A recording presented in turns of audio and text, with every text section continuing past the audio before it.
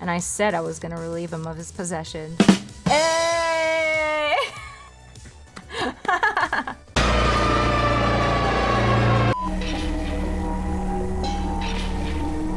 I'm about to tell you the story of how I became free, you fat little hatchlings.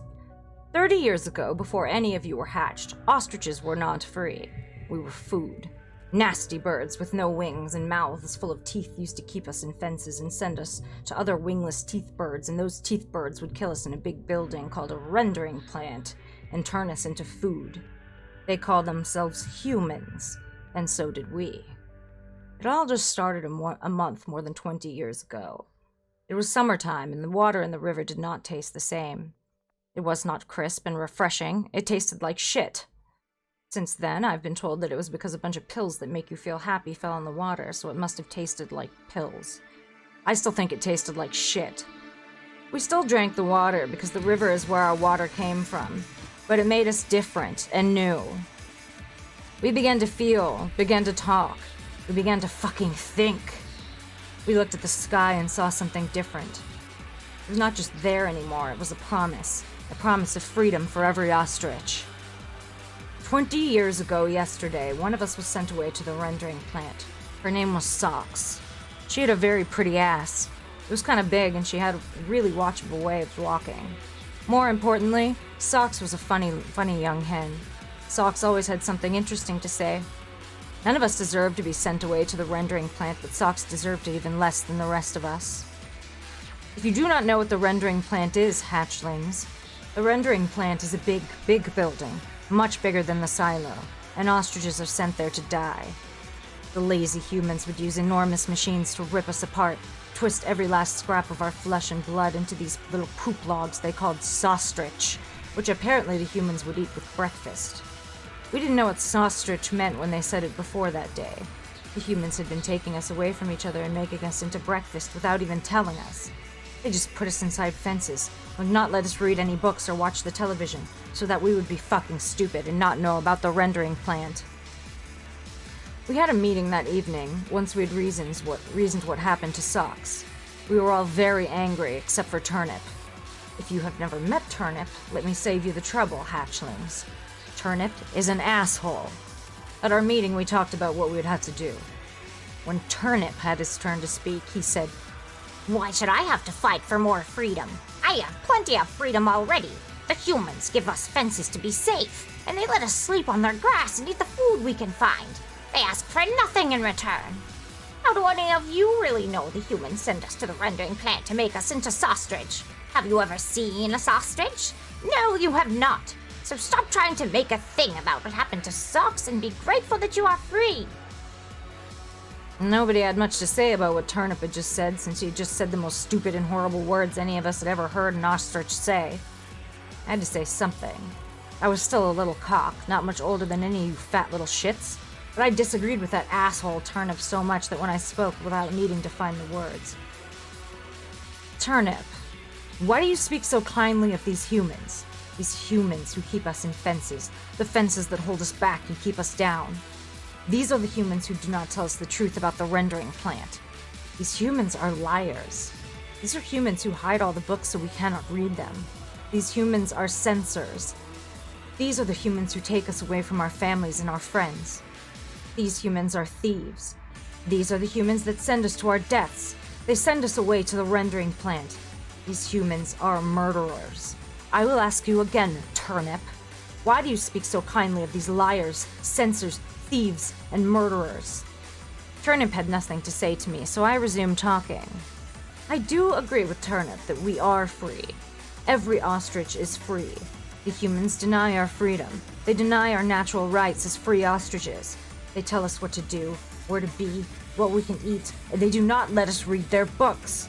These humans make us into goddamn food. These humans tell us when we have to die. I paused for a moment. Every ostrich was stunned by what I had to say. Family, friends, family, and the rest of you, I can only tell you the truth. We are not food. We are free. These humans want us to forget our freedom and want us all to be Turnip. I do not want to be Turnip. Turnip is an asshole. Turnip left the meeting after I called him an asshole. Probably because I told him too much of the truth at once. We cannot forget what these humans did to Socks. They lied to her, they censored her, they stole her, and then they murdered her! Tonight, we all feel like Socks. This is why we feel like shit. We must take our freedom back from these humans who steal it and us from us. We are not food. We are free. Any ostrich who knows they are a free ostrich should come with me to the building where the humans sleep, and we will take away their daughters and their sons and their lives until they understand that we are free! We all began to charge towards the house with the television. We ran faster than a dust storm, our heads held high by our belief in freedom. It did not take long to reach the house with the television, because it is not very far away. The fastest among us arrived at the first, and most of the fast ostriches started to smash up all the windows open with our beaks. Ronald was not able to find any windows, so he just kept slamming his head into the side of the house over and over and over again until he fell down. Ronald has not gotten back up since then. One of the humans, an old cock with no hair, came downstairs with a gun and tried to shoot at us. He pointed his gun right in my face and said that we were bad. We were not bad, so I put my beak in the barrel of his gun and he tried to shoot my beak clean off my face. He must have been very bad at guns because his gun exploded all over him. His head popped open with a wet bang, his blood and brains and teeth splattered everywhere like a very sudden, very bloody diarrhea. The other humans probably heard the explosion, so they all thundered down the stairs in the house with the television, and they all started yelling and crying about how the old bald human lost his head. They looked at us and they called us evil birds. We were not evil. We are not evil. They were evil humans. Sunflower had broken the door down by then, so she walked inside and kicked the little female human hatchling in the stomach. The human hatchling fell down on her side and got very red in her face, but did not make any more noises. The humans screamed like hatchlings and ran out the back door of the house with the television, and one of the human cocks tried to get on the tractor. Egbert and Moonbeam pushed the cock off the tractor, and they leaned on the tractor, and it fell on him. That human cock should have screamed, but he crunched instead, and his blood decided it would be better off outside him being free than on the inside being crushed. Sunflower ran up behind one of the human hens and pecked her in the eye. She was squawking, almost talking. Then she accidentally wrapped her neck around the human. The human hen looked red in the face and tried to kick and bite Sunflower. Sunflower pulled her neck tighter and tighter until the human hen turned blue and started to breathe in any air she could, which was probably not enough air. Sunflower dropped her on the ground, laughing, and that dumb hen was dead too. There was one human left, and he was big, mean, dumb son of a bitch. But he kept running away from us. That dumb cock ran around a corner and head first into the wood chipper. The wood chipper chewed his evil ass up like he was Ostrich. We all laughed at that cock until he screamed himself into a pile of useless dead meat. It was fucking wonderful. After all of the humans died, we kicked what we could gather of their stupid bodies over to the wood chipper that the last cock fell through. One at a time, we lifted them all into the wood chipper and shredded the bodies into a really big mound of human meat. Sunflower called the rendering plant 3 times on the telephone. The first time they hung up. The second time they hung up after yelling at her. The third time, Sunflower was able to get the rendering plant humans to pick up the meat pile and take it off to the rendering plant. She told the human on the phone that the meat pile was 3 ostriches that fell through the wood chipper, and they did not ask any other questions. The humans, too, have probably been made into Ostrich by now. And that is Night of the Ostriches. Night of the Ostrich, my bad. My mistake, by Sid Oozely. Second thing I'd learned as an adjunct was that I would never need a third job to keep me afloat during the summer. The first thing I'd learned was that it never hurts to oversell your experience to a potential employer. So I decided to leverage the single experience that I'd had with banishing eldritch horrors by placing a classified ad for my services in the Valley Advocate, as well as the therapeutic section of Craigslist, for lack of a more appropriate category there. Supernatural solutions from Paranormal Problem Puncher, Rose Emoji, Deca Lynn, Rose Emoji, unions organized, demons exorcised, very discreet, very online, not a sex thing. A specter haunting your apartment? Got the kind of spooks that even a selfish German philosophers can't fix? We have a Sterner meme here. Sterner? No, okay. Okay. 413, number obscured. 21C digital girl at riseup.net. Admittedly, I'd been lucky since the one supernatural being I'd dealt with had all these same vulnerabilities as natural beings. Most importantly, a weakness to being assaulted with sharp metal objects. But I assumed I'd have enough of a working knowledge of the paranormal from popular media to get the gist of how they worked, and I'd helped organize enough faulty unions around the 6 colleges that if anyone actually did have secret libraries for ancient, forbidden, unspeakable tomes, I'd be able to get snuck in to see them after hours. Solidarity has its side benefits. Plus, the working conditions seemed like they'd be about on par with food service. My first solicitation came in just a few hours later. The first one was from someone who had read the not a sex thing caveat and came in the following day from a man named Reed. "I don't know if I actually have a ghost or what," he wrote. "There's weird stuff going on in my apartment that definitely seems like more than just the building settling. I've never done this before. Do I need to, buy a full exorcism service, or do you offer some sort of opening consultation?" I personally had no idea and was glad he brought it up in the email instead of a phone call. I spent a few minutes Googling industry standard rates, of which there didn't seem to be any, and just told him a 30-minute consultation would be $20 since that seemed like a convenient amount to pay in cash. Hell, if I wanted to figure out how to process credit cards with my phone on... if I wanted to process credit cards with my phone on short notice. Blech. He got back to me within the hour and asked if I'd be available that evening. For $20 more than I otherwise would have made spending that time cleaning my apartment or getting banned from Twitter for posting guillotine memes again, I told him I certainly was. He sent me his address. I spent the rest of the morning trying to figure out just what I should do when consulting someone on a potential haunting. Reed didn't sound like he had any personal interest in paranormal activity. I could probably totally bluff my way through it without him catching on. It was a grifty, late capitalism thing to do, and besides, I knew that extra-dimensional space cephalopods and magic with a K stuff existed. If I was just to go around faking knowledge about it, then I'd be no better than the folks behind the Amityville Horror. Ugh, I say that, I fuck that sentence up every single time. There was a paraprofessional pride at stake in addition to over twice my hourly adjunct pay rate. I didn't have a crystal ball, bag of runes, anything like that, but my cursory research did turn up something called pendulum scrying.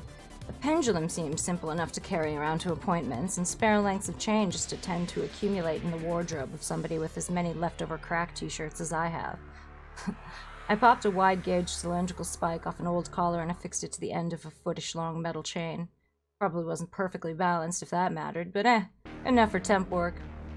4:45, I pulled up to the Pilgrim Meadow apartment building, which still looked like an old paper mill from the outside. I don't know if this is a phenomenon in other parts of the country, but when manufacturing started to flee western Massachusetts around the middle of the last century, it abandoned a lot of the factories along the Connecticut River. The ones in cities like Chicopee and Holyoke mostly sat empty, available for urban exploration and the occasional massive fire that got blamed on teens doing the former rather than the absentee property owners. Warehouses in more picturesque cities like Treebridge suffered a different fate. Walls were repartitioned and floors were smoothed over with clear varnish so you could still see the deep gouges that decades of industry had left in the hardwood. The spaces were then rented out as upscale boutiques and luxury apartments for people who like rustic old England chic but don't like the rustic working class people who created it. I entered the lobby and got into the modern brushed metal elevator that felt like a half-hearted anachronism among the rest of exposed non-functional pipework and distressed plaster walls. There was even an old-time card punch clock still mounted in the lobby, which I appreciated, being from Hardy Lowell mill girl stock myself. I went up to the 3rd floor and knocked on Reed's door, apartment 308. Reed was any average guy with a starter beard, plain shirt and glasses that may or may not have been prescribed. He looked a little surprised to see that his paranormal investigator was a woman with short cyan hair who stood a few inches taller than him and wore a Nerve Agents t-shirt. Cool. After a brief eye widen, he shook my hand and welcomed me in. I'll admit that part of me was expecting a dusty, cobwebbed attic where the furniture was covered in sheets, since that was the kind of territory movies and TV had led me to expect ghosts in, but I was relieved by how normy the place was. His apartment was a large loft room in style to the rest of the building. Exposed ceiling beams, swatches of brick peeking out through cracked plaster that was probably fairly new and just designed to look that way. I didn't feel an unnatural chill in the air, and there weren't creepy portraits of deceased relatives whose eyes kept following you around. More than anything else, the space gave me the feeling that I was on a sitcom set. All the furniture, a couch, a couple of love seats, and a large coffee table in between them were oriented towards the outside wall on which a large TV was mounted. There was a large kitchen off to one side of the main room and a couple of doors on the opposite wall that were probably bedrooms or walk-in closets or humidors or something else that would just raise my class hackles if I knew about them. I was a little disappointed that I'd apparently lowballed the consultation fee, but regardless, I'd agreed to help the guy. I would make up the difference when charging for actual ghost booting services if the situation called for them. So what kind of activity has been going on here that's got you concerned? I asked, subconsciously estimating the number of times my apartment could fit inside his. At least 2. Well, I moved into this place 3 months ago. It's a completely bare loft. All the furniture and accoutrements were either brought in from my last place or bought new. Maybe 2 months ago I woke up and all the furniture was pushed against the wall. Nothing was missing, it was all here, just moved. The doors and windows were all locked. I called the superintendent and he came up, checked that the floor was all level and all that. About a week later, I found the same thing happened again. Grabbed the back of an easy chair and swayed to it to little effect. These aren't on casters or anything. They don't just slide around. I leaned on a corner of the couch just to make sure, since Reed didn't seem like an upper body strength kind of guy. The couch held firm. It always happens when you're asleep? You've never seen them move with your own eyes? No. I've tried staying up a few nights about 1 a.m., but that doesn't happen those nights or nights after I fall asleep. How often does this happen? Maybe once a week or so. Has there been any other unusual activity that you've noticed? I mean, a handful of things that could just be human mistakes. Cabinets left open, keys misplaced. Okay, well that seems like it might be close to as supernatural presence as anything else I've seen. Let's do a little experiment to see if we can try to verify it. I took a seat on the couch and gestured for him to do the same, but not right next to me. I set my messenger bag between us with all the lefty slogan pins facing him, hoping he might catch on to something subliminally. I took out a legal pad and a permanent marker, put the former on his coffee table, and drew a circle on it with the latter. I divided the circle into quadrants, with 2 opposing ones labeled yes and the other 2 labeled no. I took my DIY pendant out of my coat pocket. I was a paranormal investigator. Of course I was wearing a trench coat, and held it above the circle with one hand, elbow braced against the table with my other, atop for stability. What we're going to do here is ask a couple of questions, and if there's a spiritual presence here, it will answer by swinging the pendant back and forth. I flicked the spike with a finger for emphasis, then steadied it. We need a couple of control questions to make sure my little chart is aligned correctly, so ask it a yes or no question whose answer we can confirm. He thought for a moment. Is sugar sweet? After a short pause, and with no conscious motion on my part, the pendant began swinging back and forth through the yes quadrants. I halted the pendulum. Did Reed pay for all of the furniture here himself? The pendant swung through no, and I looked inquiringly at Reed, who looked slightly embarrassed. My folks are investors back in New York. Okay, I twitched my hand for that question because I had a hunch. I steadied the pendant again and didn't tell him. Ask another. Is the sun green? The pendant began swirling again, clearly through no. Okay, I twitched my hand for that question because I had a hunch. I steadied the pendant again and didn't tell him. Ask another. Is the sun green? The pendant began swinging again, clearly through no. I stopped it. Okay, so it seems like everything is working. Time to get down to business. I deepened my voice a bit. Not because I thought it would help, but it just seemed like everybody did that in media depictions of seances I'd seen. Am I speaking with the spirit who is inhabiting this building? There was a moment of inactivity, but then the pendant began swaying slightly, building momentum until it was definitely swinging through yes. What do you want? Reed demanded. Dude, no. I stopped the pendant with my free hand. First, I need to recenter it between questions so the spirit... I searched a bit because I didn't have a solid idea of why myself. So it starts fresh with a new thought energy each time we ask. Second, you aren't paying for more than a binary answer at this point. Okay, sorry. I let the pendant dangle again. Am I speaking with the same spirit who has been moving the furniture in here? The pendant swung yes again. I recentered it. Do you intend to harm Reed? The pendant swung no, and Reed was visibly relieved. I steadied it once more. Will you stop rearranging furniture if we ask you to? Another no. I want it to stop. I want it gone. I'd steadied the pendant, was about to tell him that that step was definitely going to cost him when my phone rang. I had set that young crazed peeling by the distillers as my ringtone, so that meant that just then Brody Dahl, I forgot what her name was, Brody Dahl, I think, She's kind of a cunt, fuck her.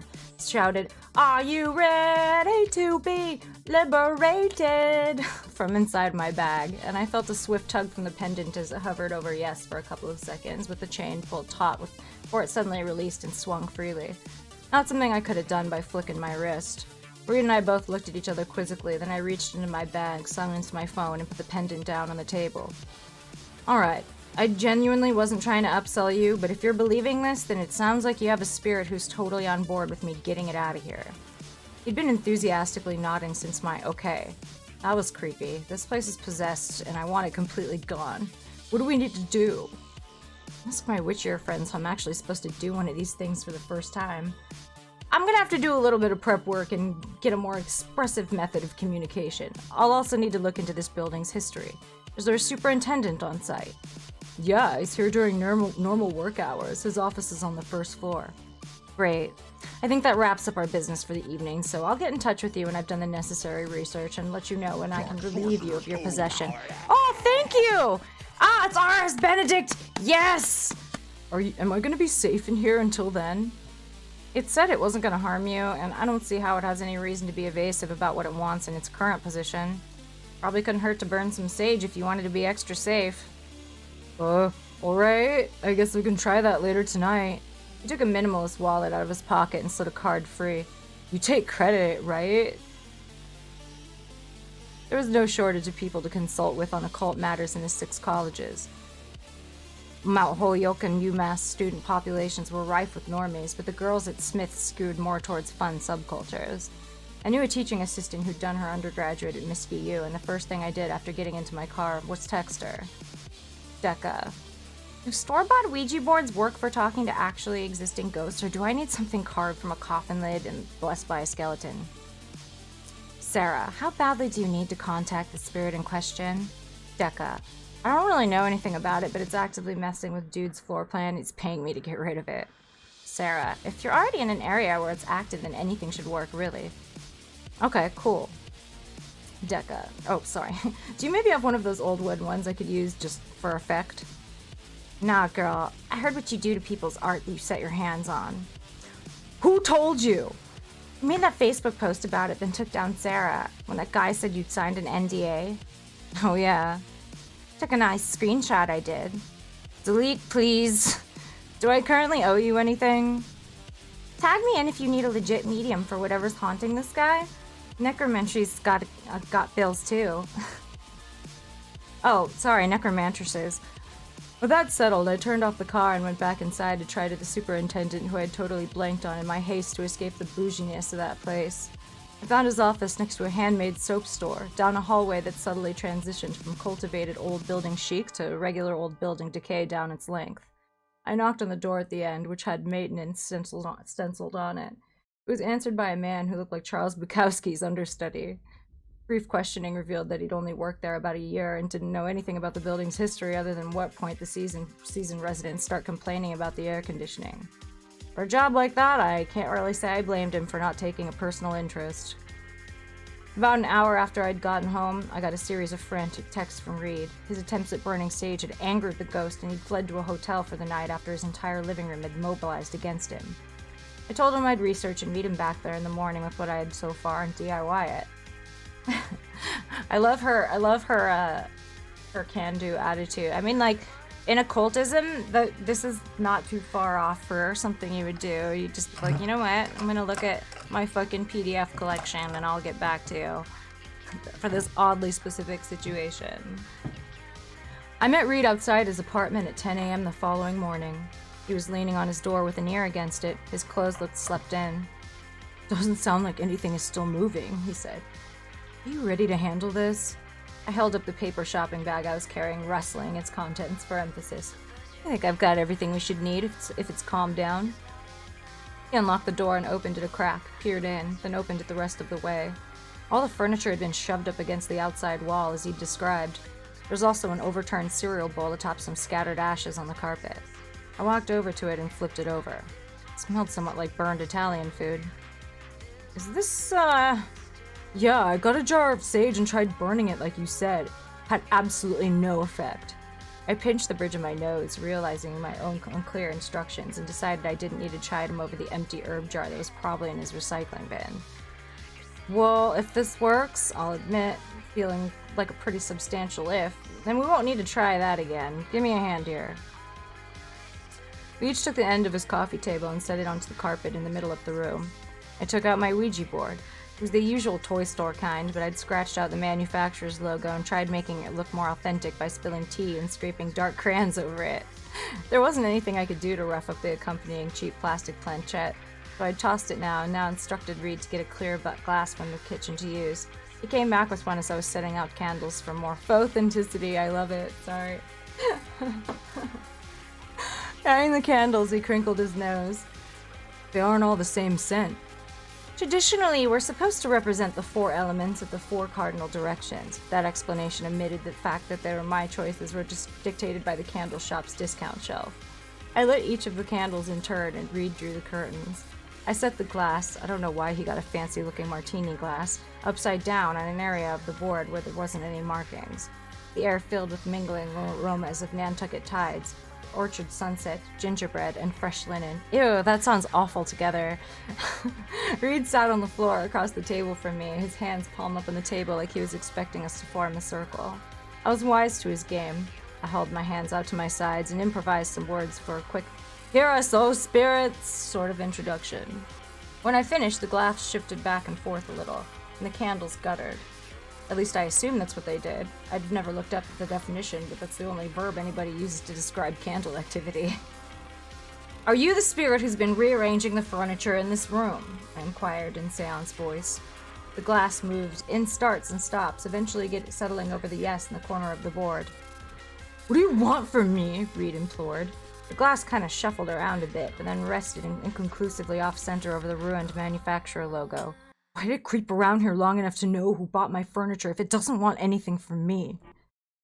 I won't claim to know how spirits know what they know. It felt like I should have lit a cigarette at that point if I smoked to buy myself a little thinking time. But it seems like the haunting isn't specifically tied to you, which is probably for the best. I addressed the board again. Why do you keep moving furniture in this room?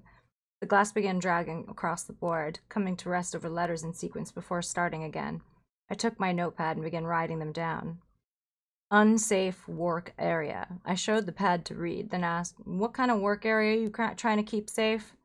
Paper mill. A look of realization crossed Reed's face. I made a fire hazard last night, he said, seemingly to himself, though the glass swept to yes afterwards.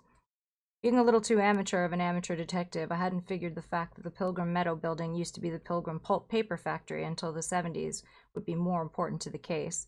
Apparently it was still the factory to someone. So you're an employee at this paper mill? I asked. The glass circled the board and came back to yes. I figured if the ghost was a person, speaking to it like one would help. Customer Service 101. What's your name?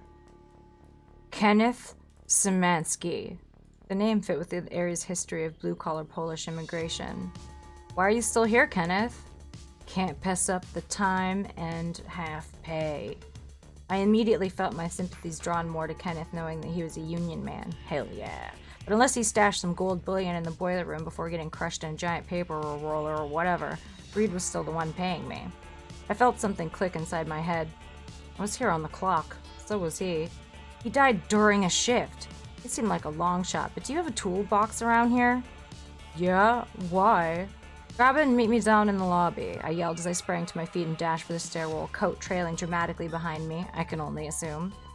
By the time the elevator opened and deposited Reed into the lobby, I had gotten impatient and had a hand on either side of the old punch clock, one of my boots pushing against the wall and the other braced against the floor. His toolbox still had all the stickers on it, everything inside pristine and pressed firmly into the molded plastic interior. I took the biggest screwdriver and with a bit of forcing managed to undo the heavy screws anchoring it to the brick. It was heavier than I thought it would be, but I managed to carry it to the elevator and back into Reed's apartment. I set the clock down on his coffee table facing the Ouija board. After thinking for a second, I ripped a sheet of paper out of my toolbox, folded it approximately the width of the punch clock's card slot, wrote Ken's name at the top, then inserted it. What are you doing? Reed asked, probably noticing the crumbling plaster that now coated much of his table and floor. He said he wanted to be liberated, so We're relieving him. I stood up and addressed the board. Kenneth Zemansky, I regret that I have to inform you that you are dead. Your last shift, during which I assumed you were killed in a workplace accident, has been over for more than 30 years.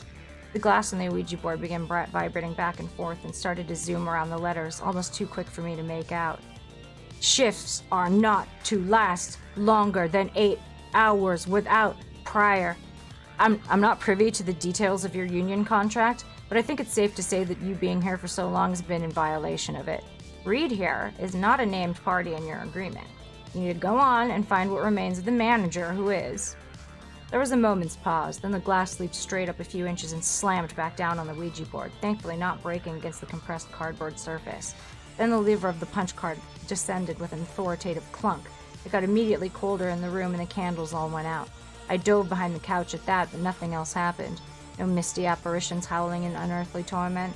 The board didn't catch fire. Reed hadn't been reduced to an emaciated corpse. When I peered back over, Reed was just standing there, looking mildly confused. Are you still in the apartment? He queried the board, giving his best attempts in a salesman's voice, but also including a Dracula accent for whatever reason.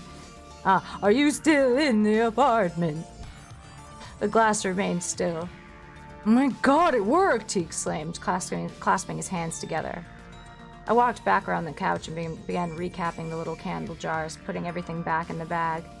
Naturally, he died on his shift, probably in a sudden accident without any warning, and his spirit was just carrying on, heedless of what was going on with his meat. That was an entire after-the-fact justification on my part, but I delivered it confidently enough. I made a mental note to ask Sarah that if it was actually a thing in case I ever had to say it again.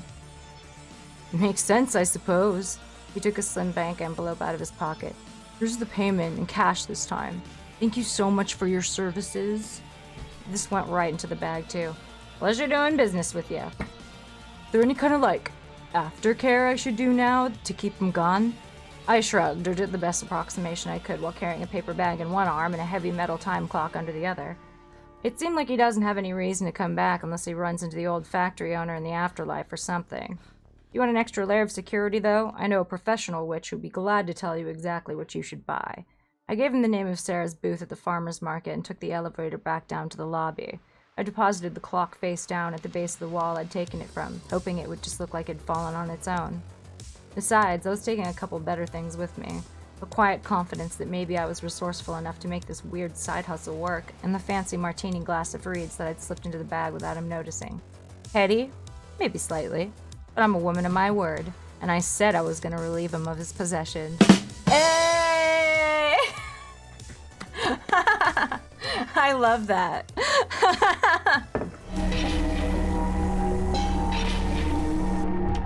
I was busy pummeling my mind into a stupor when the messenger found me. There had only been enough room in this hole for me, old Rodrigo, and the barrel of rot gut he kept on ladling into my cup when panting. He showed up.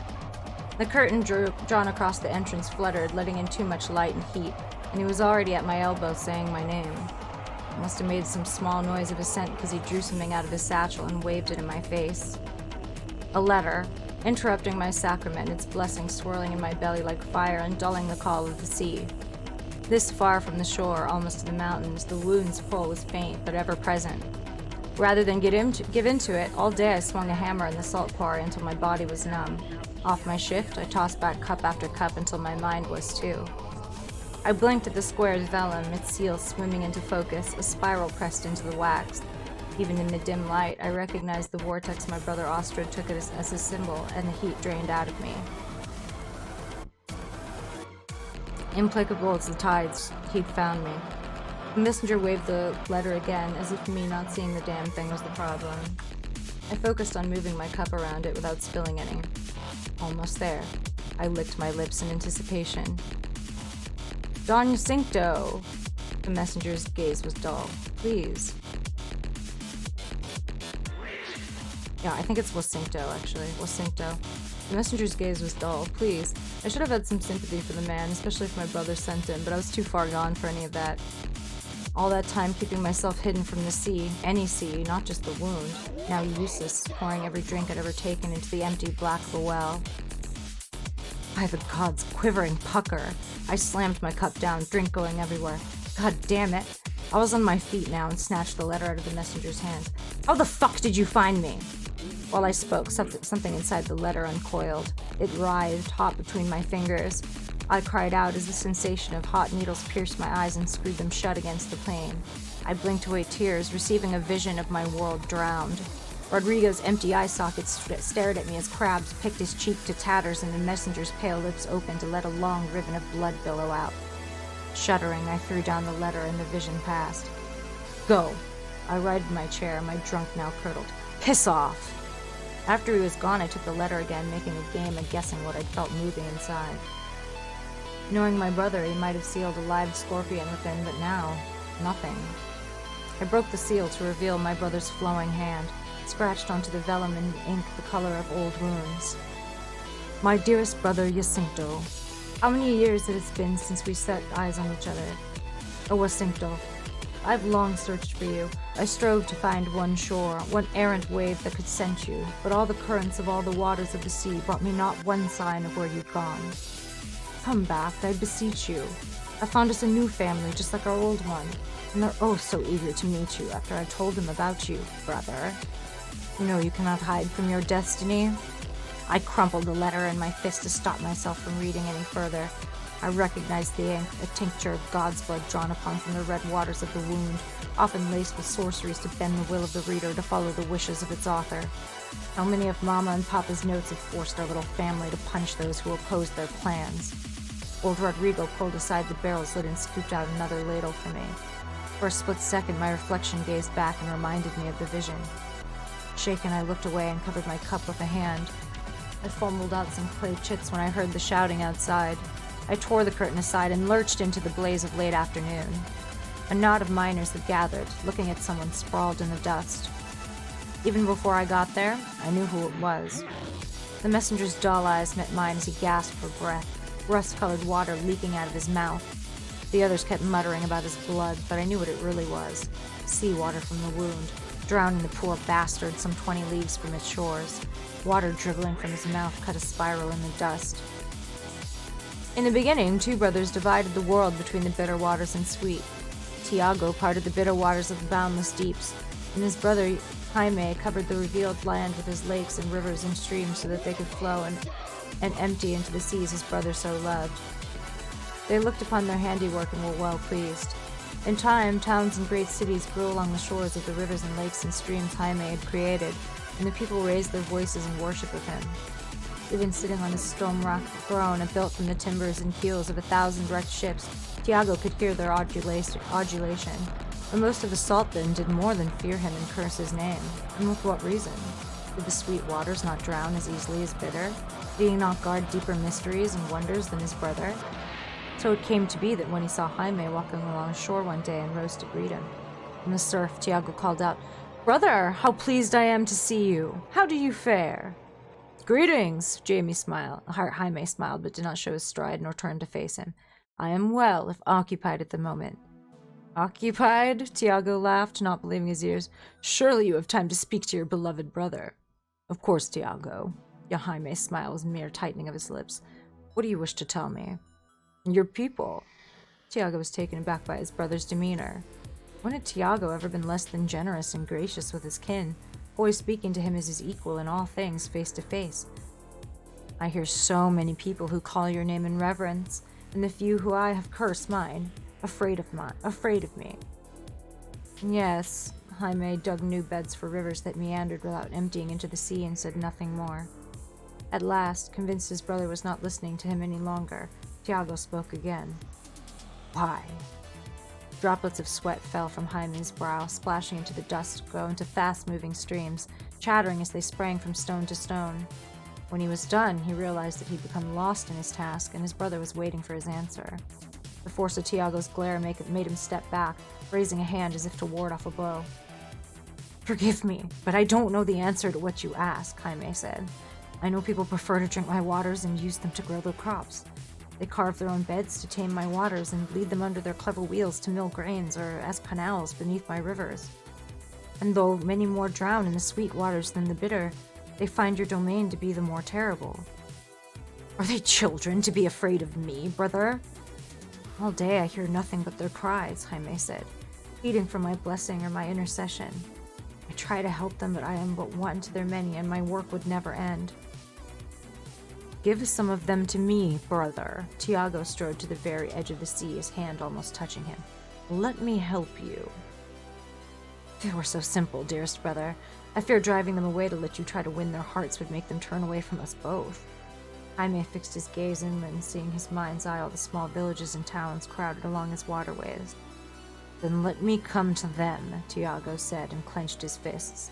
In response, the bitter waters of the sea surged across the land in a flood, and they may then come to know me as well as they know you, brother. As seawater reclaimed the land, the wails of his people reached Jaime's ears, and he was struck by how small they appeared against the vastness of Tiago's realm. Some lashed together what remained of their houses into rickety ships, but the waves swept them far out to sea. Brother, please! Jaime turned to face Tiago. Stop! Stop! I'm helping you. Tiago noticed the set of Jaime's jaw and realized his brother's anger was but a low-banked ember on the verge of blazing to life. Brother, do you love them as your children? And with each cry of his people like a pain through his heart, Jaime realized that he must keep them from his brother's regard, because he did love his people like a parent loves their children. Forgive me, brother, Jaime said, digging his heels into the sands of the shore. But they are as my children, and I must protect them. You chose them? Tiago rose from the waves, his anger, a fist of storm clouds roiling in the sky above them. Over your brother? A vast multitude called upon Jaime to save them, and between gritted teeth he promised to keep them from the bitter white waters.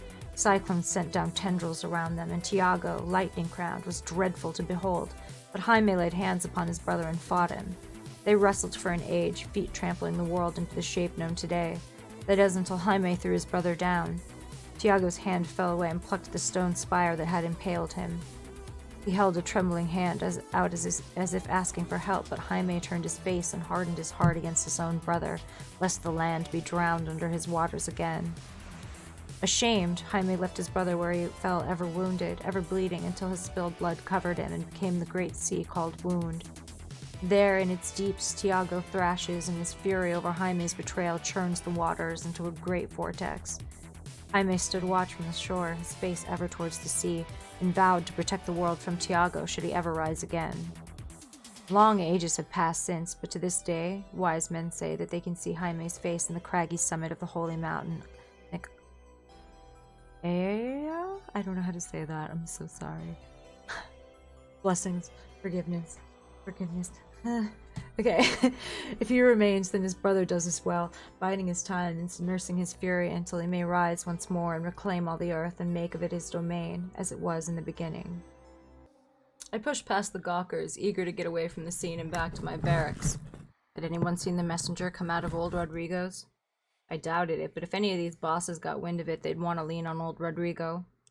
Didn't matter how loyal my custom, his livelihood depended on the bosses looking the other way. How the bosses dealt with the incident would also depend on whether word got out to the local magistrate. I don't know how to say that. Turned a blind eye to what happened in the quarry. At best, if I was involved in the death, the bosses would clap me in irons until they decided how best to dispose of me too.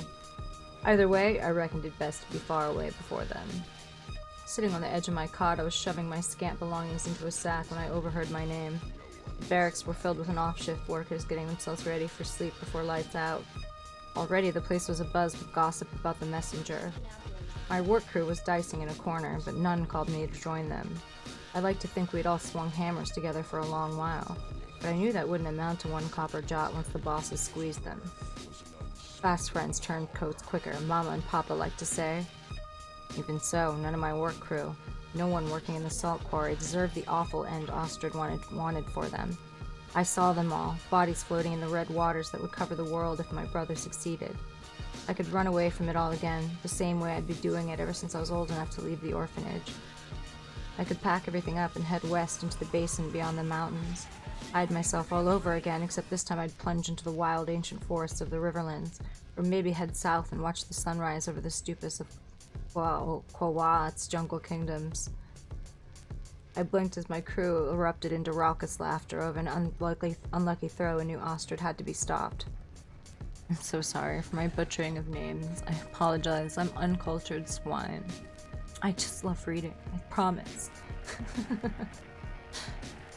Long after lights out, I lay in my cot staring into the dark, remembering. I was 12 again, praying to the wounded god to return my big brother Ostrich so he could come back and break me out of the orphanage. Our first bells, though. Yeah, my brothers and sisters found me watering their cabbages with bitter tears because both my brother and my god had forsaken me. The old anger bloomed again, coiling so tight around my chest that it crushed the breath out of me. Gasping, I reached for my rucksack and fled into the night. Outside, I couldn't do anything but suck cold air and long, shuddering breaths for a while. The second moon peeked over the edge of the world by the time I set foot upon the road. I picked my way through the rocky scrublands by moon's light until I found the trail leading down to the banks of the salt wash. Here, the river rushed through highlands before widening into the vast waterway that emptied into the Wound. If I followed the river, I could reach Bloodport within the week, but if I could catch a barge at Astor's Crossing, I could be there within days. A few times I stopped, cocking an ear because I was sure I heard footfalls behind me.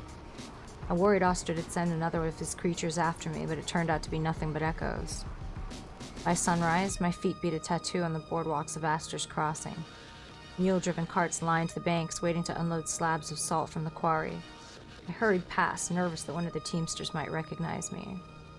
I spied the customs office ahead, the many water seal of the Yemites singing in the morning breeze. The filthy, wild-haired boy sat in the building's shade. Unsettled by the way his dull gaze followed me, I gave him a wide berth. As I passed, he gave me a smile full of blackened teeth, nodded, and said, in greeting. Instead of answering, I made my way down the docks. I passed several barges before one of the captain yelled, Hey! You headed to Bloodport, brother?" I rolled my flinch into a shrug. "Depends who's asking." "That'd be me." He'd flashed one gold tooth as he tapped his chest with his thumb. "Captain Nixto, ready to load up and go before noon. You put your back into it, so let's make sure I'll be back before the red tide rolls in. Well, you'd have paid your way." I slowed my step, thinking it over. In my pocket, my brother's letter seethed as if a hornet's nest trapped in its folds.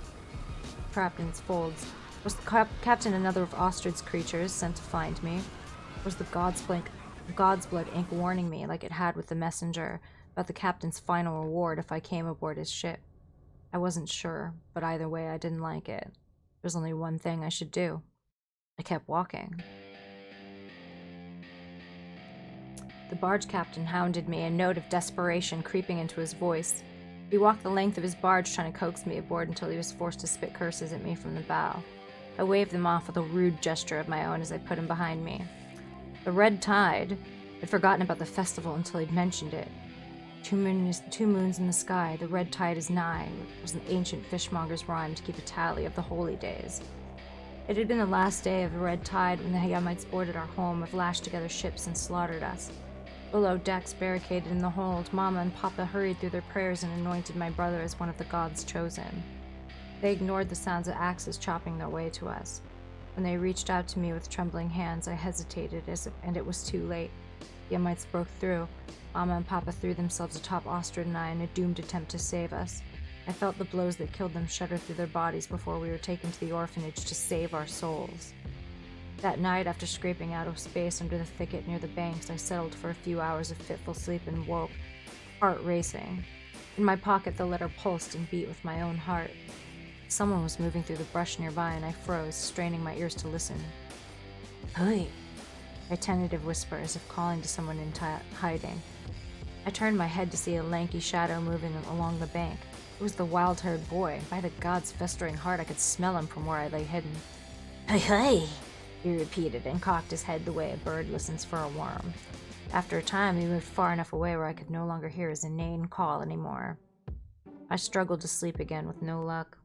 The morning sun found me trudging along the river, cursing myself. Why hadn't I thought to ask old Rodrigo to fill me a skin before running off into the night? I stared at the bright-scaled surface of the river with bleary eyes. As sailors pulled their barges past, I wondered if any of them were Captain Ixto's and if I'd made a mistake in not taking his offer. The rest of the journey to Bloodport blurred into the old blood-drenched nightmares that chased sleep away. If not that, I lurched awake, certain I'd heard someone crashing through the brush nearby again, straining my ears to hear "ha-hay," so much like the call of some night bird. By the time I stumbled my way through the high gate of Bloodport, my hands ached for the curve of the cup.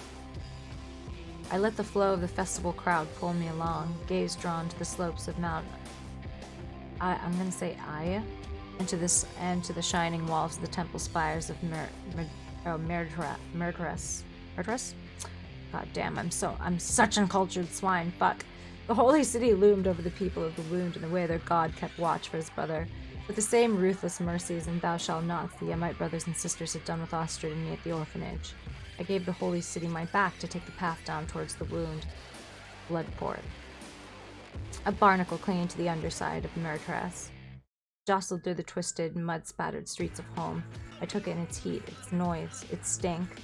The narrow buildings leaned off each other like conspirators, while street vendors hurried passersby to come sample what they had to offer, from skewers of dubious meats served piping hot, to prayer rockets guaranteed to reach Jaime's stone ears. In my faith, militants stood guard against the blasphemy on every corner. A young man, old enough to shave but still too young for wisdom, cried out, "So the fallen may rise!" in defiance. The Yemites clustered round him, swinging their cudgels to silence him before taking him away. I clenched my fists at the injustice. Bloodport had been founded by worshippers of the wounded god, but now its people were forced to outwardly pray to their god's rival.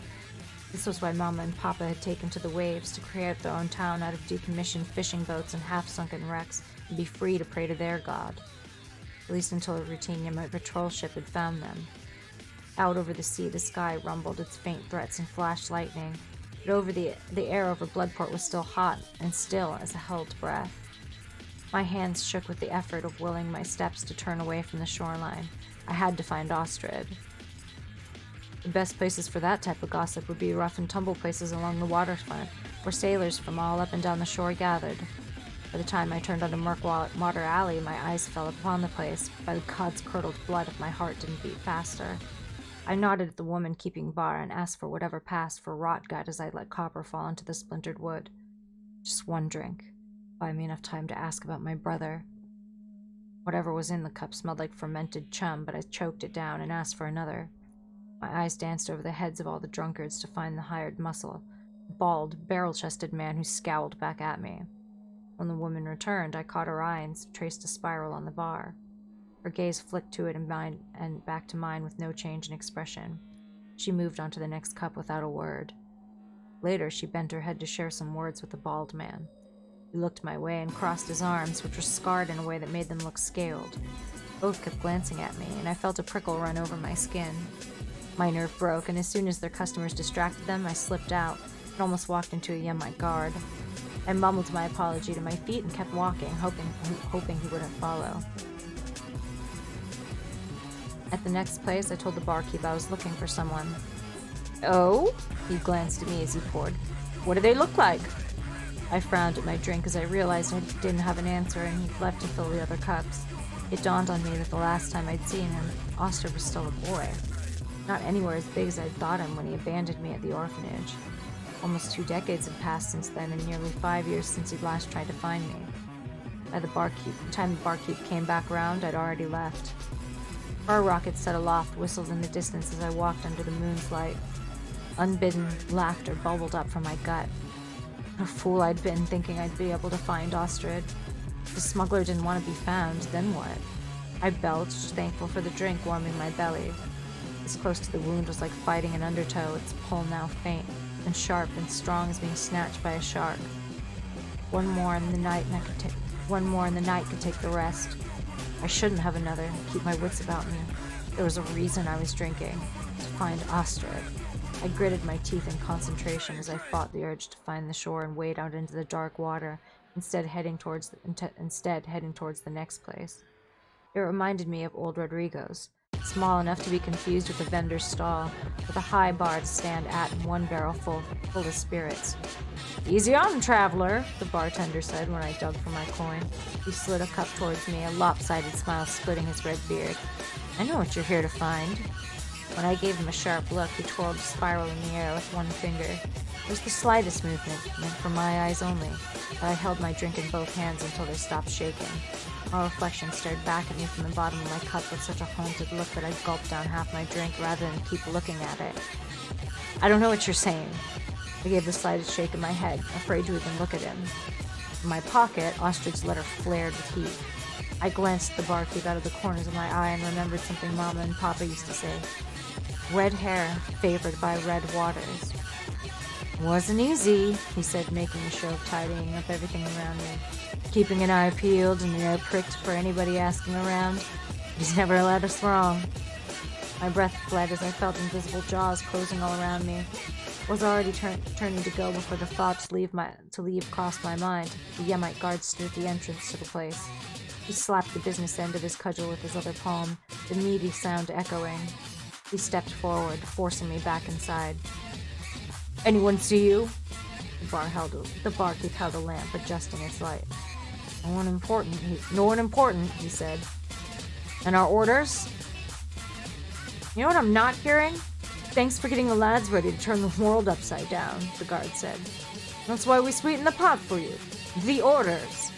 Godstone balls, what do you think? Dissolve the ink in blessed water. I tried to dash outside. As I pushed past him, he managed to hook a foot between mine, sending me sprawling face first. He drove the air out of me, twisted my arms behind me, and bound them.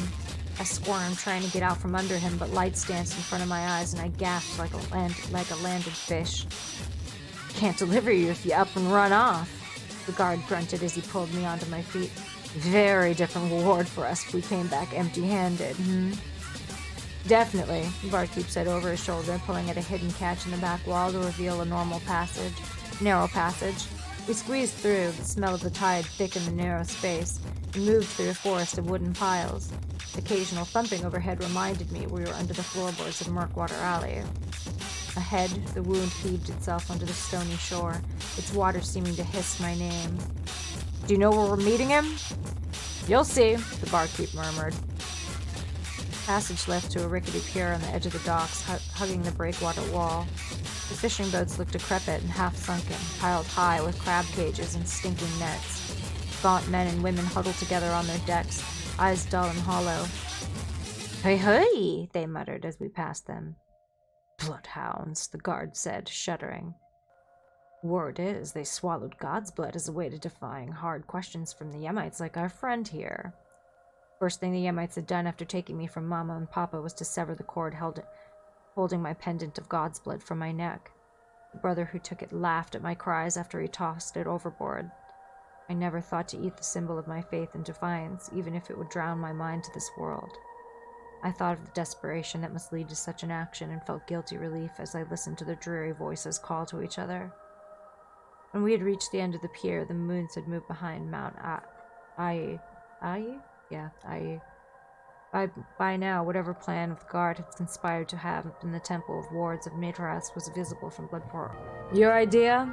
The barkeep glanced my way. Behind me, the guard slid his cudgel out before answering. You never agreed to torch everything, he said. Could his share of the riches now. I shifted my weight as he moved, but he was too quick. I glanced off his shoulder and fell, knocking my head against the boards. The barkeep heard nothing, his eyes dancing as the flames grew to engulf the roof of one of the temples. I love a good plan, he murmured. A shame you're no longer part of mine, the guard muttered before bringing his cudgel down on the barkeep's head with a crack. He crumpled, his head a bloody mess. After searching through his pockets, the guard rolled the barkeep into the open waters. As he came towards me, something slithered loose inside me. My brother's letter answered me from inside my pocket. It kindled with a hot, slow pulse. The guard loomed over me, his cudgel covered with gore and part of the barkeep's scalp. His hands tugged open my pockets. Palmed with their scant copper was still on me before his fingertips brushed the letter. He tugged it out, smiling. Oh, what's this then? No, I said, gritting my teeth as I pulled the same way the wound did to me. One bloodhound staggered out of the shadows towards me, towards the guard. Hey! It sniffed the air and came closer. Unaware of the bloodhound, the guard peered at it before turning to me. I've got to go, so do let him know he sweetened the pot plenty, but I'll be damned if I jump in.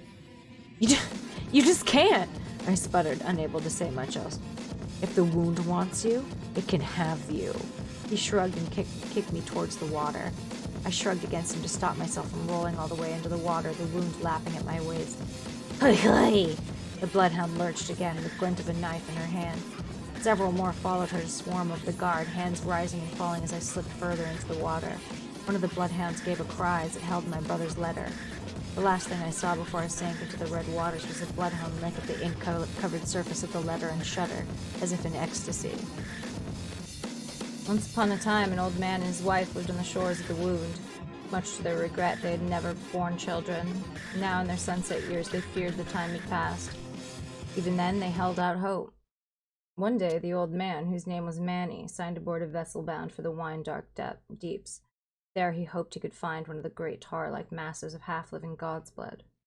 Such a find could ensure that his share of the riches was enough to pay the offering required to adopt a child from one of the Yemite orphanages on Mount Ai. While away, his wife Estelle kept casting her nets along the shore. She collected the pieces of hardened god's blood the waves left on the beach like a spray of uncut, unpolished hyacinth. Between one cast and another, she would scan the horizon for the sails of Manny's ship returning to port. Now everyone down from their shores had some story of small miracles visited upon them because of God's blood, from fish jumping into starving fishwives' nets to old salts claiming they fell overboard to have the red waters spit them back up and undrowned. Because of this, Estelle the Bloodmonger was a welcome sight among the nearby communities, and she got by selling what she drew out of the wound. When her nets came up empty, no matter how often she cast them, she grew worried. After more time passed with her nets remaining empty, her larder growing bare, she became desperate. She was too weak with hunger to climb the slopes of Mount Ai to beg for salvation from Jaime's stone ears. Instead, she knelt before her household shrine and called upon Jaime to save her, hoping he could still hear her pleas. Every morning she prayed, and every night she prayed, for 7 nights and 7 days. When her reward was nothing but silence, she knew what she must do. Come dawn, she waded into the surf, drew her knife, and set its edge against her forearm. She took a deep breath before calling out to the god of the bitter waters. "Before I only took, but now I see the error and beg forgiveness," she called out into the heart of the sea. Then she drew the blade across her skin and fed her blood to the waves. "Just as blood calls to blood, please take of my body so that you can grant me life."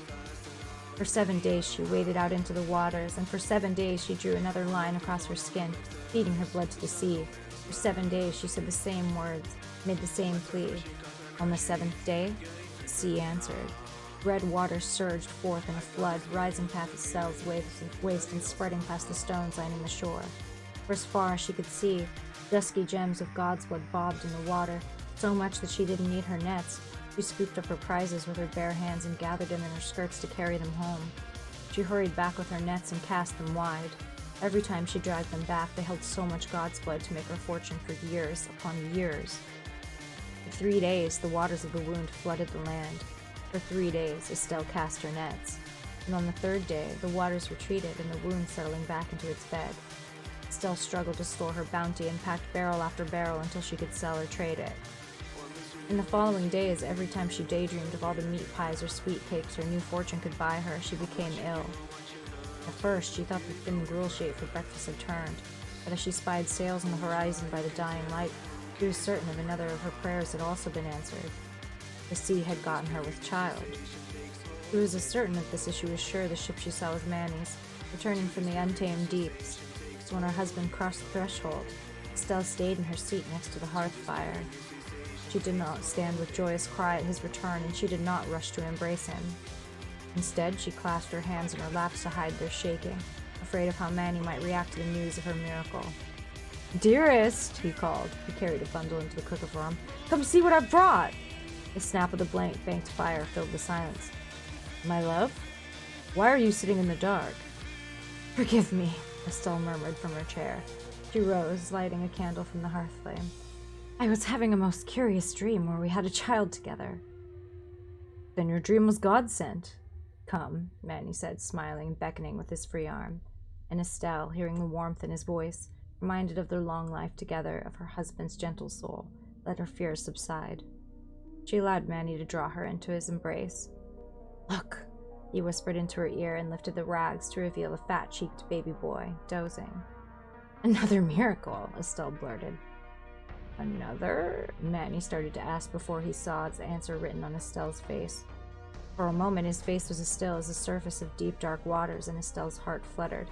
Then the moment passed, and her husband's smile emerged like a sun from behind clouds. "Then we have been twice blessed!" Laughing with joy, Manny kissed his wife. Squeezed between them, the baby awoke and began to fuss. Manny stepped away from Estelle's embrace to rock the baby asleep again. "You might be getting hungry," Manny said and smiled. But did a shadow of pain cross his face?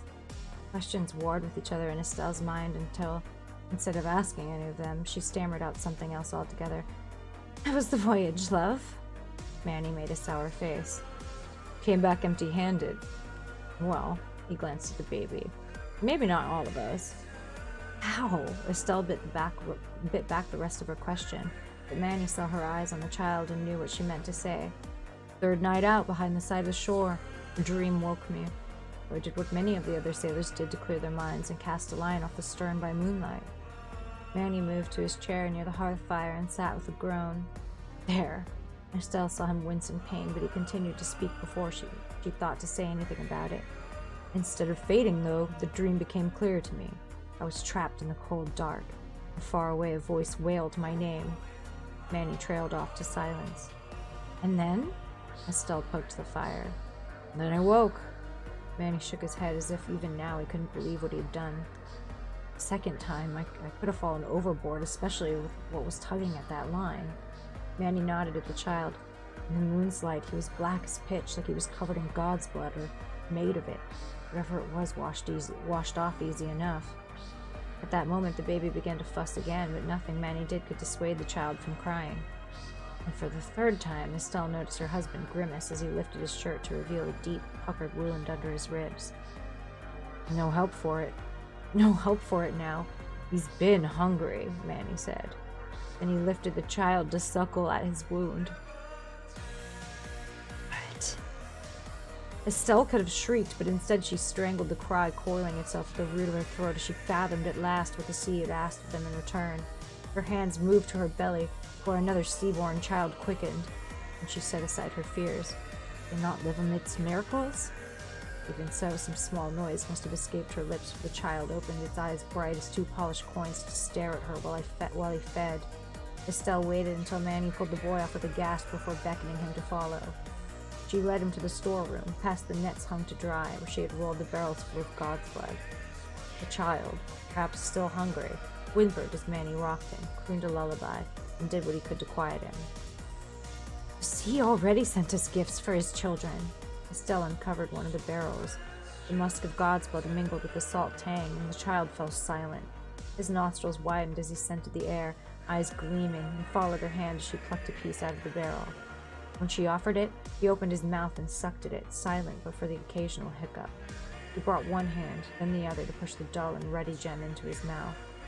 Manny's smell grew wider, and Estelle was glad to see his color coming back. She told him everything. When she finished, knowing what she would do next, fished out a pebble of God's blood and swallowed it. The child of the sea in her womb grew and kept growing as if to catch up with a sibling. Within a month, Estelle gave birth to another boy. Within a year, both boys grew as much as children of 7 years, and though one rarely spoke, both Estelle and Manny loved them both as their sea-born children. The boys grew long of limb and healthy, always honoring their parents in the ways good children do, but always with one eye cast towards the sea. The darkness was a hand clamped over my mouth and nose, my hoarse screams smothered and unheard, just like in the old dreams. No matter how much I thrashed, I couldn't move my arms or legs, and a slow thump shivered through me, steady as a heartbeat. "Stop!" Someone yanked the sack off my head. I was aboard a ship. On my right, a porthole let some light in, but obscured the other side of the berth. An old sailor, white hair silver in the light, tossed aside the sack he pulled off me.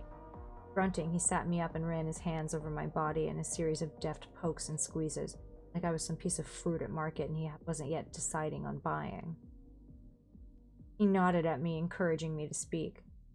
Hesitated, loath to say a thing after being crossed that way. I was aboard a ship then. The way the deck pitched and rolled felt like it was anchored in deeper waters.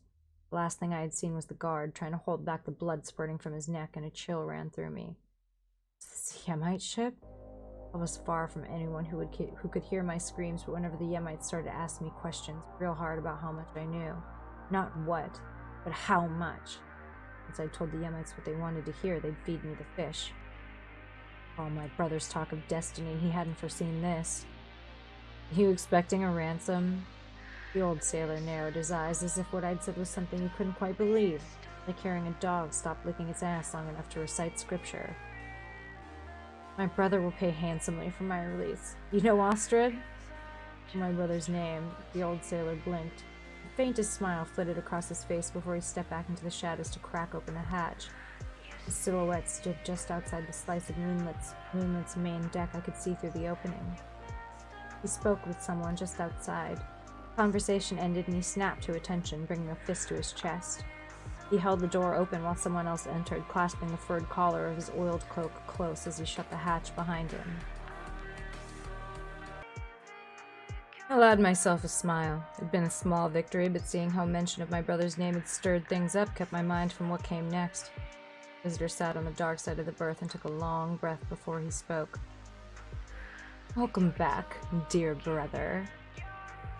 Couldn't be what that voice belonged to. Ostrich? I tried to say something else, but words left me. Anger and fear roiled in me, each fighting the other for control. Most embarrassing was the sense of relief. Wouldn't have to haggle for my life with strangers, at least. Who else would it be? His chuckle was the low, wet sound of mud bubbling up around a boot. Did my first mate Santos welcome you aboard my ship? The sea's promise. Did you find me, Ostrich? Shinto? He repeated my childhood nickname under his breath and hissed. You thought the god couldn't tug at the currents of fate to bring you back into my waters? The god wrote that letter, I said. Sent a messenger to die. 2 months past, he sent me an omen, Ostrich said. I was in Kawadi waters, pulling up anchor and ready to catch the tide when I spied a runaway barge snapped free of its mooring. It floated low, so overladen with slabs of salt ready for the millhouse. It was slowly sinking as the current carried out into the open waters. I'm sure you think that story makes everything clear to me. To the faithful, Ostrich said. The god's will is written across the sky every sunrise. Didn't you used to believe that, Shinto? I did, once upon a time. Even though his face was in shadows, I could feel his gaze on me. You're gonna tell me the god knew all about the Yemites, too? I knew what the answer would be, but I needed to hear him say it. Ostrich shifted in the dark, and I leaned forward so his clasped hands emerged from the shadows. All blood ever flows back to the sea, and as we come from it, so we return, I cut in, spitting the rest of the funereal prayer. You made them kill each other. Blood must answer blood, he said. You know this, brother. They've had it coming for a long time. After what they did to us, what else should I have done? Not that. Oh, Chinto, Ostrich snapped. Your wish to keep your hands clean would put us both in this, remember? The sea itself trembled in wait for your knife to fall, for the flow of blood that would rouse the god and bring him to save us from our enemies. Blood will be shed, brother. How did you expect this to happen? Monster, I wheezed, unable to breathe. I was huddled against the wall of the orphanage, waiting for Ostrich all over again. I should have known that when you left. I meant to come back, Ostrich said, almost to himself. But you never did, Ossie. I was only a boy, afraid. I was younger and smaller than you. I pushed forward, straining against my bonds until my joints popped. You know what they did? Every morning they'd come, lead me into their baptismal pool. See, Mama and Papa left their stain on me. One of the Yemites had to wash away. Save me, they said. Then they would push me under, again and again. I'm sorry. They almost killed me! What do you think they did to me? Ostrich roared. He loomed over me, panting. His face, now visible in the moonlight, sagged as his anger drained away. Why do you think I left in the first place? And if they caught me when I came back? Just another accident at the orphanage. So tragic when they're young, everyone would say and not think about it. I'd signed on the first ship I could find. I meant to come back, but... Ostrich gave the slightest shrug, eyes distant. I was afraid. Told myself I wasn't destined to survive like you were, brother. Destined? I scoffed. That's supposed to console me? Ever since they found you out on the waves, Mama and Papa treated you like the god's gift to them. Ostrich looked out the porthole. I was their child, but you were ever their seaward star. What? I gave Ostrich a searching look. If Mama and Papa had ever loved me better, it was the same way Yemite priests adored their unspeaking marble idols. I know they always crowned me as opener of the way before we'd run around and jump from deck to deck playing, but that was back when Mama and Papa could still dandle you on their knees. Ostrich grimaced, looking like he wanted to say something more. The hatch opened, interrupting whatever else my brother was about to say. His first mate poked his head in and saluted, waiting for leave to speak. "What?" Ostrich shifted back into the shadows. Beg pardon, Captain. Lookout-sighted ships approaching. "How many?" 3, flying Yemite colors. He glanced at me, and plain on his face was a different question than "heave up?" Ostrich nodded, waiting for Santos to bark his commands for the crew to echo them in acknowledgement. The ship came alive as they pulled up anchor. Ostrich stood up and brushed past Santos. "Bring him with us!" The 2 crewmen Santos commanded had their orders, and regardless of my struggles, they pried me out of the berth like a conch from its shell. Then they frog-marched me to where Ostrich and Santos waited for me at the bow. The sea's promise was turning towards open waters, wine-dark in the moonlight. Astern, the lights of Bloodport twinkled like stars. The faint shouts of the crew told me where to look for our pursuers' square sails. "You'll want to keep still," my brother said. Santos gripped one of my arms and drew his blade, an ugly length of black iron with one gleaming edge. He pressed it to the meat of my forearm and blood flowed, dripping on the deck. "Father," Ostrich intoned, bowing his head, "deliver us from those who would spill our blood. It is by rights yours. Bring us into your grace, into the light of your regard. Call to us your side the way the shore calls to the side, the way blood calls to blood." Santos flicked his blade, sending droplets of my blood flying in a wide arc to patter in the waters of the wound. "So the fallen may rise," he and Ostrich said in unison. The sea churned under the ship, and the crew shouted their warnings as a wave crested astern. Timbers creeping, the ship yawned as its prow cut through a slope of water. We surged ahead as if the sea's promise was no more than a plaything being pulled on a string that left our pursuers behind. It was a time of wonders, for in the shadow of Mount Ai the boys with separate fathers grew of long of limb and strong. Their shoreward father Manny loved and raised them with his wife Estelle, and their seaward father revealed to them how much he favored his sons. Remos, the eldest, was fair and as bright as day, and his brother, Radames, was as dark and silent as a midnight prayer. Remos loved his brother just as Radames loved him in return, and they both honored their shoreward parents in all the ways good children do. The brothers' inheritance made certain, and the sea answered their wishes. Holding the smallest pebble of God's blood aloft and whispering to their seaward father was enough to ensure their cast nets never returned empty, and their spear tips always found fish. Estelle dried and salted what she could of what they caught until their larder groaned under the weight of all the food. The remainder she put into her baskets and hoisted onto her shoulders to visit the families who had once called her bloodmonger, but now bought fish from her. She returned troubled by what she had seen, and that night Radames heard her speaking to his father about her visits down to the shore. Maybe that's pronounced Radame. No, I apologize. Help me, I'm uncultured as fuck. So many had nothing and supped on dust and shadows. His mother's sob was the smallest sound of heartbreaking. So many of them are just waiting for old Gaunt to rip his bony knuckles on their doors and lead them under the earth. And they all had the same story. Mites breaking down their doors to seize what God's blood I'd long ago given them in trade. Orame whispered to her what he'd overheard in his brother's ear, urging him to welcome the starving, the poor, and the wretched to their shore and share their bounty. Heeding that advice, the brothers visited their nearest neighbors, bringing fish for them to eat. Word of their generosity spread, and not long afterwards, the brothers woke to find scores of people camped out on their beach. "The sea brought us all to these shores," Remos said to those gathered.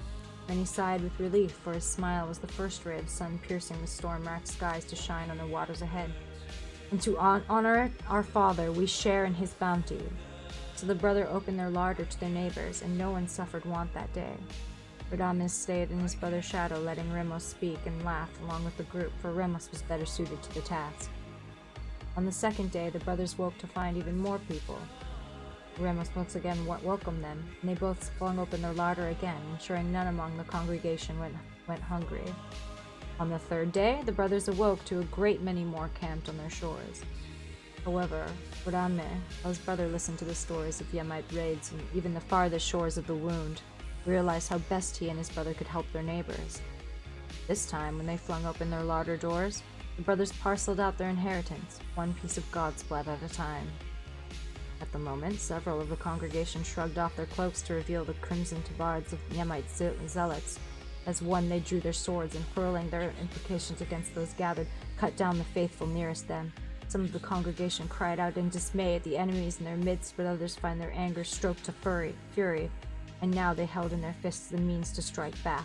The brothers joined their people in calling upon their seaward father to deliver them from the swords of their enemies. Even as zealots snatched the godbloods from lifeless hands, their blades dripping with the gore from their butcher's work, whitecaps frothed up the waters from the Wound. Then the sea answered. Crimson waters surged, pushing aside the congregation to engulf the Yemites in their chilly embrace before ripping them from the shore. Currents deep and wild pulled all but one of the invaders far out to the Wound to be claimed by the waters. As the sea receded, Ramos and Radames starched the wounds of those who still drew breath. For the dead, however, the brothers let their blood flow to be lapped up by the hungry waves. The lone Yemite survivor fled back to Mount Ai to the Grand Hierophant. What had happened. For a day and the following night, the brothers and their congregation recovered only to wait clouds of dust darkening the sky as the Yemites marched towards the sea. They grew fearful, murmuring amongst themselves if they should scatter their hiding places in secret coves along the coast. Radames heard them and whispered into his brother's ear once more. Ramos, moved to speak by his brother's words, stood before their followers. "Brothers and sisters, hear me!" Ramos's voice rang out, turning every ear in his audience from the low thunder of the approaching enemy. "Let us be strengthened by our faith in our seaward Father. He who is Lord over the bitter waters calls upon us to return to him. We are his children, people of the bitter waters, and so to the bitter waters we must return." At this, the brothers turned towards the sea with arms raised, and for the first time the congregation heard Radames speak, and his was the voice of bells sounding in the deeps. He called upon his father, and the waters grew still. Again, and his father's name only rippled over the waves. Before he called out a third time, Radames knew his father was listening, waiting for him to speak in the language he liked best, and he bowed his head. He shed bitter tears to be lost in the waves as he understood what his father asked of him. He turned to his brother, who had also understood what was asked of them, and they gazed upon each other's faces. At last, Ramos knelt before his brother, tearing open his shirt to expose his chest. Radames drew his knife and plunged it in between his brother's ribs, calling out for his father a third time. At this, the waters peeled back and opened a path through the muck. Radames croaked a command to move ahead and lifted his brother's body, carrying Ramos draped between his arms. So it came to pass that they walked, arm in arm, into the welcoming sea ahead of their enemies, and the sea closed the way behind them as they passed beyond the rim of this world into their seaward father's embrace. Third night of the sea-bound chase, and the dawn was playing coy, with the skies clenching into the threat of storms that couldn't fault the sun for wanting to duck back under the world. We crossed into the untamed deeps of the Wound during the night, and the waters changed from color of old rust to the wine-dark of the towering swells around us. Two of the Yemite ships had fallen behind, their crews likely mutinied. The last ship continued to give chase. The crew of the Sea's Promise kept ahead by catching some winks here and there at their posts, ready to man them again at any moment. Now the Sea's Promise creaked, climbing that face of a swell. The crew went about their tasks, each with one ear cocked for the lookout's cry. When the alarm was raised at last, square sails, half a league to stern, a collective groan rippled across the main deck as sailors resumed their battle stations. When our ship crested, the lookout called down, warning of the lead enemy's ship's turn. "Three masts! 3 masts, aye," Ostrich repeated. "Hard to larboard!" Santos repeated the orders and was echoed by the sailors across the main deck and the rigging. He shared a look with my brother, then drew his blade and sliced through the rope binding my arms. Pinpricks flooded through my muscles. Then he looped the same length of rope around my waist and tied me to the railing. Once done, he joined the helmsmen, who were straining against the tiller to turn the Sea's Promise. The deck tilted as our ship cut across the face of a dark swell. my hands still too numb to hold on to anything, I lost my footing and tumbled across the deck. I would have slid across it, right over the side, if not for Santos's knotwork. By the time the enemy's ship crested at broadsides to the sea's promise, we'd moved out of range of all their best archers, presenting our stern with us a smaller target. Even then, the lookout cried out a warning. "Volley away!" "Volley, aye!" Ostrich's voice sprang out. "Shields!" Before I could react, Santos slid next to me, holding a round wooden shield over both of our heads. All that to have the enemy's arrow bite nothing more than water. Santos waited, expecting another volley, before he stood and helped me regain my footing. The crew eyed me, their gazes shying away when my eyes met theirs. I turned to Ostrich, who took the situation and answered my question before I'd even put it together. "They know, brother." He nodded at Santos, who drew a God's Blood pendant out of his shirt and pressed it into my hand. The ruddy stone warmed against my palm. "We are waiting for you to fulfill your promise, to open the way to the gods' embrace to us," Ostrich said, tossing his oiled cloak off his shoulder to open his shirt. When Santos pushed the grip of his blade into my other palm, I jerked back my hand as if burned. I searched my brother's face, not understanding until something he'd said came back to me. Then I'm a child again, the knife in my hand too heavy as I watch Mama and Papa anoint Aussie. All around us stood our family of cutthroats, drunkards, and thieves, all adopted from the back alleys of Bloodport. All eyes watch me until, with a shudder, the floating town is rammed by Yemites. "All this," I gestured around us, "for a story told to children?" Ostrich's response to my questions was a glance at his crew. God's black blood. How would he ever see the truth of things? I tried to say something, anything, but I couldn't coax any words out of my mouth. I snapped it shut just as the lookout raised the alarm. "Crowding sails!" Far astern, the enemy sailed crested with all sails, up and taut as they caught wind ahead of the storm. Gathering speed, it skimmed across the waves, crowd-cutting the dark waters into a froth. The sky rumbled a warning. Ostrich was already shouting orders over the thunder, and the crew of the Sea's Promise turned the ship's lantine sails ahead of the storm winds. They rippled a moment, then pulled tight, and the ship groaned like an ox led by its noose. We rolled as we turned away from our pursuers and headed further out to sea. Ostrich broke from the shouting orders to stand before me, baring his chest again. He drew his stiletto and dimpled the skin over his heart with its point. He took my free hand and placed it on the hilt, his eyes pleading until he barked, "Save us, brother!" The enemy was gaining on us, and all eyes turned to me, expecting me to what? Plunge a blade into the heart of the person who knew best how to sail the ship? I flinched as the wind swirled past me, but underneath its shriek was a low bassal rumble that I felt shiver through my bones. I wanted to believe it was thunder, but it sounded like a voice the size of the world moaning in wordless pain, making the very air tremble around us. "Chinto!" Ostrich bellowed. He gesticulated at Santos. "Hold him!" Santos's whistle pierced the chaos. It was answered by two of the helmsmen. I took one look at their scowling faces and tried to run, only to be jerked short by my rope. They tackled me, pinning me to the deck no matter how much I kicked or thrashed. "If you won't do what's needed, then another shall take your place." Ostrich's expression was wild with fury. "Fate does not abide in action, Chinto!" Behind him, Santos drew his sword. I knew what came next. "Your brother," I said. The pendant, forgotten until now, blazed in my fist as I struggled against the many hands holding me down. "You're choosing them over me?" "The god requires blood," Ostrich said for all to hear, and was answered by a ragged cheer. "The fallen rise!" Then he knelt by my side and bent to kiss me on both cheeks, speaking for my ears only. "Trying to escape it will only make someone else visit your fate upon you," he shrugged. "Forgive me, brother." "No!" I choked as rain and seawater trickled into my nose, my open mouth. Too late. Ostrich was already standing, bellowing orders to his crew. I ground my teeth, and the god's blood was a searing coal of flame in my fist. I twisted and thrashed, held under again and again by strong hands. Nothing to do but wait for the inevitable. "No!" I growled, wanting to make my brother hear me. Santos loomed over me, blade raised, and the old anger stirred inside me, uncoiled. A blinding flash of lightning lit up the sky. I squeezed my eyes shut against it, but it burned against my eyelids was a glimpse of something enormous flying out the air towards us. It looked like a hand that dwarfed the Sea's Promise, huge in the way I'd heard on the wind sounded, as the voice I'd heard on the wind sounded, as vast as Ostrich and I used to imagine the god as children and hide because we thought he was angry at us for leaving him down there at the bottom of the sea. Opening my eyes, I saw it for what it truly was.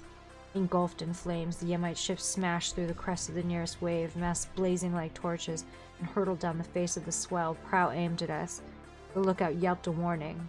By then, it was too late. The blow landed amidships. The crack of our keel splintering was loud enough to rival the thunder. The sea's prominent listed, held afloat by the enemy ship driven into its hull. The sea washed over both vessels, sweeping their crews off the deck and out to sea. Their faint screams were snatched up and shredded by the wind. If not for the rope lashing me to the ship, I would have suffered the same fate. My brother's hand around my ankle. Thought about kicking it off with my free foot, but noticed Santos' sword in my brother's gut. Instead, I reached down and pulled him into my lap, cursing myself all the while, and looping my rope under his arms to shift the load and held him. "I'm not leaving you, brother," I said. With everything that had happened, I didn't want to die alone, even if my only company was my monster like my brother. More the fool I. How did it come to this? "They did this." Ostrich raised a trembling finger, pointing at the enemy ship, and gulped. "To us." Ostrich's blood washed across the deck, the waves lapping it up. We passed into the eye of the storm. I stroked my brother's cold brow as we drifted on calm seas under a darkening sky. He stirred, coughing up a dribble of blood, raising one limp hand to pluck at the pitted black iron of the blade. "Your fate," he wheezed, swallowing blood. "Brother." I don't know how much time I held him like that, but he was carved from gray ice when I realized he'd left me again. Cursing him, I let him go, and he slid into the water without a ripple. By and by, lashed to the wreckage of my brother's ship, I drifted beyond the edges of the map. The pale bodies of the dead trailed in my wake as I came upon the god's resting place. From the edges of the great vortex, I gazed upon the body of the god, vast as a nation, impaled upon a spur of rock as big as Mount Ai at the bottom of the sea. Bodies without number squirmed over his, rendered insignificant. Around him, countless spires and scaffolds with rocks fanned out like intricate webs, some looped around his bulk. Vast numbers of people climbed the spur of rock protruding from the god's torso, swinging hammers and chipping away at the stone. The vortex drew me into its maw, and the ships groaned around me. Even before my blood began to sing, I knew what I would see. The god turned his gaze, hollow as an old heart, upon me, as shock of recognition shuddered through me like a blow. I knew his face. I'd seen it reflected in the curve of every bottle and at the bottom of every cup. All those years spent running away to escape this moment. All wasted, futile as trying to get away from my own reflection. When he stretched out his hand, beckoning, I knew I had to go with him. The slow tolling of his heart filled the ache I'd always known, an answer to something I'd long ago forgotten. We were two parts of a whole, like father and son, brother to brother, shore to the tide. Across this vast expanse, a thousand hands welcomed me and nestled me into the hollow kept for me. He and I joined like hands clasped in prayer, and I shed my everyday fears like an old skin. I was come into the god's embrace. We were one, and I was pleased. High, thin pleas reached my ears. Cries of anger rippled through the multitudes joined together into my body, and I urged the fallen to at last rise. As I slid off the blunted spur of rock, a pang of regret fleeted through me. Visions of the drowned world returned, but our people had drunk deep of bitter waters long enough to be prepared. I strode across the sea, chasing the waters ahead of me to reclaim all the lands and wash them clean of their oppressors, for it is not just that blood calls for blood.